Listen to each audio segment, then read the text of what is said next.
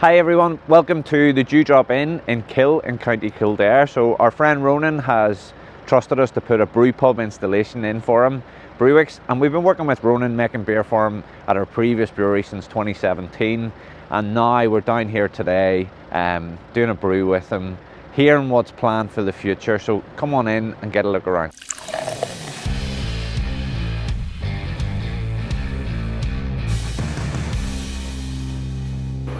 All right, gents? Yeah. Right, Brewiks 500 system. As you know, Brewiks is multi-purpose, each vessel. So this is your mash tun and your kettle or copper. And it also has the whirlpool and loiter tun in the other vessel. And we've got the counterflow chiller built into the wall. So it really is a true plug and play system. We've got 3 Brewiks 650 litre fermenters. And then there's 2 of these 1,000 litre fermenters. So nice little compact space. You can see that it's exceptionally well kitted out with lots of little quirky features and extra pumps, hot water tank in the corner. We got a keg cleaning and CIP system here, water treatment there, and very much orientated for making draft beer for the several bars and restaurants that the Dewdrop have. So part of their group, they've got a B&B at Firecastle. They've got a really good food grocery in Kildare in Market Square, and then they've got Hearts, the Dewdrop, and Ashton. So, and then they do a lot of pop-up catering in other places. So you can imagine great demand for draft beer. So they want to be able to consistently make high-quality beer. This system allows them to do that really, really well. Their beers are available in all of their restaurants and bars, but they're also available online. So we're going to pop a little link below so you can check out the website, try the beers, and get to know the Dewdrop a little bit better. Okay, so if you're looking down this space, you can see that we're limited for space. It's a tight room, both width and height and length, but you can make this system work in a small space. That's one of the key selling points. You can see that the 2 main vessels are on wheels, so they're easily moved about. You can see that good drainage is essential, obviously, to make life easy for the brewers. But one of the key things with Brewiks is it's plug and brew. So we would arrive, we would plumb in the fermenters, put in your cooling circuit. They come fully furnished. They come with control panels, so it's literally bolt that to the wall and away you go. All we need is a water supply and an electricity supply for the actual equipment. So 3-phase electricity coming in with a 5-pin plug, a couple of hose lock fittings for water, and we're good to get brewing. You'll have seen in our videos before how quickly we can do an install and how quickly we can get beer being made, but we helped Ronan at the early stages with this. We even made beer for him for a little while to help him find his feet and to get output going, and he's been consistently putting out high quality beer now for a number of years. I believe we started in 2017 working with him, and we're now seeing a demand for output to be increased again. So look, Brewiks has worked exceptionally well as a draft beer solution for a customer here that's got several outlets for that. So he can consistently make high quality beer, and he's making a really good margin in his own bars. My head brewer Kevin is down doing after sales support and providing a little bit of assistance to the new brewer. It's just literally, like, Dean's a very accomplished brewer, one of the most talented brewers that I know locally, and Kevin's taken him through how to use our equipment so that he can adapt to it really, really quickly. We just popped into the room next door, so they've put a door into like a storage area, and you can see that there's a cold room. So I'm assuming that this is to store beer and ingredients. So we can see cold store beer shows that they're really caring about the quality of the liquid, and again storing their ingredients. So nice to get the support from Ronan and the team for the Geterbrewed hops. Look, we'll nip up the back and we'll show you the bar and restaurant. Well, Ronan, how's things? Hey Jonathan, how are you? All good. Have you got 5 minutes? Sure, yeah, always. You gonna pour me one of them to go with that? Absolutely, Yeah. no problem. Look, appreciate you taking the time today to speak to us and show us around. No problem. So, for the guys at home, we have the Dewdrop Inn in Kildare. We've got Hearts of Kildare in Kildare Town, and the new venture, Firecastle, which is a really sort of family greengrocer come delicatessen cum coffee shop, and then obviously the rooms above it as well. So, and we have enjoyed a couple of nights there. It's been a nice location, nice experience. So, what's next for the group or for you? I suppose now we're coming into the post-COVID stage, so now we're looking to regroup and see how can we work on our brands a little bit better.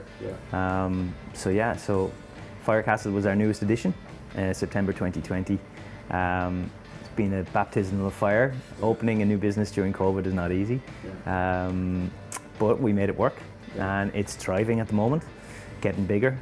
We hope to add another one by the end of 2022. So hopefully that'll work out. And in the meantime, we're going to concentrate on our pubs, get our offering that we have, which is a great offering, our food and beverage, and then try and improve that as we do. We like to improve what we do all the time. We're always striving for improvements and making things better and a better experience for customers. I like that description of experience because it is, you know, you drive into the car park, you can see the breweries in behind glass doors, you can see brewers brewing beer at the moment. You come into the restaurant, nice atmosphere, great to see you supporting Stephen and one of the local breweries, great to see your beer on tap in a restaurant, and you know, what would normally be the complete opposite, would normally be big beer all over the place, you know. So. In relation to the brewery that you popped in, so we appreciate the fact you've supported us with that, with Brewiks.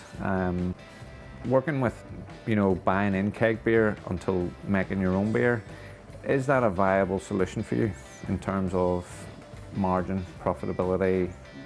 Yeah, so absolutely. So look, by doing it this way, obviously you've got a capital investment there, and it is significant. There's no two ways about it. But what we're trying to do is create a really cool brew pub atmosphere.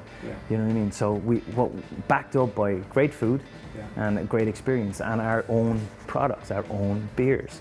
Provenance is so important to us within the kitchen and within the products that we use. Our chefs are very, very conscious of that, and so we support local suppliers, small artisan producers. And with that, why wouldn't you want to have your own beer on tap? And cut out the middleman as such and create something that's just so unique. Not very many places around that can do it. And so we've got a couple of really good premises, and we just want to back it up with this kind of USP, and it's so far so good. It's really working. And the brewery's orientated for keg beer, draft, on-site sales. Now you did diversify a bit during COVID and start packaging. And for those of you that have been lucky enough to get the bottles during the COVID period, it was hand bottled, one bottle at a time. So true handcrafted product. So packaged is obviously, you know, something that you've tried for a while, but draft is still going to be the focus for. Yeah, absolutely. Look, at the end of the day, what we do is we run pubs. You know what I mean, and we're very conscious of that. And the draft is what brings people in. You know what I mean? People want to have a pint. It is what we have. The pubs have that USP of a draft product, and there's nobody ever going to change that. It's so important. Packaging for retail, bottles, cans, absolutely. It's so huge, and so many breweries are doing such a great job at it at the moment, and they're scaled for it, and they can get the volumes to justify it. For us, it was great during COVID. It kept the brand alive at a time when everything was closed. It kept a dewdrop in the mind's eye of the local people. And people really appreciated the fact that we were doing our beers, and it actually did really, really well. But post-COVID now, definitely our focus is back on draft. You started off as a home brewer. That's how we got to know each other. You were buying homebrew ingredients from the website, and then you come up and did a few brews with us at Hillstown at the time, and then you've evolved now obviously to this. So tell us about the idea of the brewery. What made you get into it commercially as opposed to just being a passionate home brewer? So I suppose myself and Paul, my business partner, we were selling bottles of craft beer, mainly English craft beers, back in as far as 2012, 2013, and we had started to look at other Irish breweries then, you know, O'Hara's and Metal Man, Grania and Tim. They were doing really good right at the start, and well, still are doing great, but we wanted to get some Irish breweries in here, and then Wicklow Wolf. And I got this idea that I wanted to have my own dewdrop brew. Yeah. You know what I mean? And then the idea came about, the 96, which was our first beer, our oatmeal pale ale. It's gone through a few tweaks and iterations over the last 7 years. Yeah. But it was first brewed in November 2015 under contract with Stephen up in Trouble Brewing. Yeah. And from there it just kind of grew legs, and then the brewery idea just wouldn't go away from me. I said, I need to have this. I need to try and see, can I make this work? And that's when I went to yourself. And I think we got Brewiks in 2017. That's right, and then you popped it into us for a while and brewed up there until you were... We were doing more contract, until we got the brewery actually built and licensed. And so we started brewing officially in September 2019. And then, obviously, we had about 6 months, and then COVID hit. Yeah. So we didn't really get a good run at it, but now we're starting fresh 2.0 now. Yeah. New brewer coming in to take over, and he just wanted us to take him through the run-ins on how to work things, you know. So it's important for us that we provide good follow-up support, and we're just basically here to give a bit of extra support to the new brewing team. Like in relation to going forward, you're going to keep the core, the lager, the oatmeal pale. But again, because we're a pub, okay, there's certain beers that are really, really important to us, and that's obviously, we need to have a good lager. And the Helles lager is so good, like it's really, really on style. And that will be staying, 96 will stay, and that'll be a core product. We have our bushwhacked, our red ale, and then after that, the sky's the limit. Experimenting, yeah. So we have a pilot kit now, so we're hoping to get good use out of that and see how far we can actually push this. Just to give you a little bit of background in relation to my experience with working with Ronan, he's been a pleasure to work with, as the whole team, past and present, and we have an independent family business here that is putting their neck on the line, supporting local suppliers in relation to buying all their foods locally. They have a very talented team behind the bars here, in the back end, just, you know, from all levels, and they're doing an exceptionally good job. We highly recommend you check this out. We highly recommend you pay a visit to Firecastle and Hearts. We really just wanted to come, do a little bit of a feature, show you behind the scenes at the brewery, also show you around the premises, and we'll pop the links to the websites below. We would like you to share your experience with us, and until next time, thanks Ronan, to you and to the team, and happy brewing.